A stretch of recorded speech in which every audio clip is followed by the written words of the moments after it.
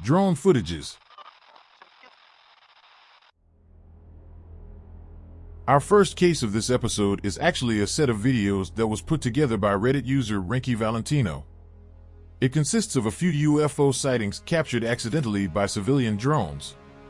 In the opening footage, a white object streaks through the sky above a dense forest at an incredible speed. In the second video, again, a similar white object streaked across the sky. Its velocity was so astounding that it is only discernible in slow motion. The third and fourth videos captured the mysterious white object once again as it flew above a rural area. As this footage is closer to the object, it seems that this white object is approximately 7 feet long and is triangle-shaped. In the next video, again, an amazingly fast object was captured flying very close to the ground.